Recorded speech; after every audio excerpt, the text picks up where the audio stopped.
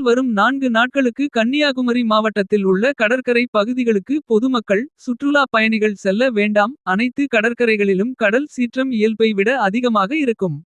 காற்றின் அளவு 35 கிலோமீட்டர் முதல் 45 கிலோமீட்டர் வரையிலும். சில நேரங்களில் மணிக்கு 55 கிலோமீட்டர் வேகம் அதிகமாக இருக்கும் என மாவட்ட ஆட்சியர் அழகு மீனா அறிக்கை வெளியிட்டுள்ளார். மேலும் மீனவர்கள் மீன்பிடிக்க கடலுக்கு செல்ல வேண்டாம் எனவும். தங்களது படகுகளை கரைகளில் பத்திரமாக நிறுத்தி வைக்கவும் அறிவுறுத்தியுள்ளார்.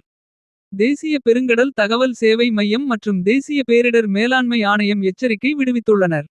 அதாவது கன்னியாகுமரி மாவட்டத்தில் ஆகஸ்ட் 4 2024 இன்று முதல் ஆகஸ்ட் 7 2024 வரை அனைத்து கடற்கரைகளிலும் கடல் சீற்றம் இயல்பை விட அதிகமாக இருக்கும்.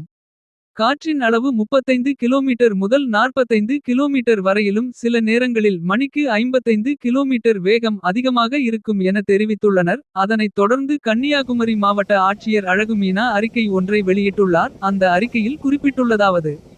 கடலில் திடீரென பலத்த காற்று வீசுவதோடு கடலோரப் பகுதிகள் கொந்தளிப்புடன் காணப்பட வாய்ப்புள்ளது.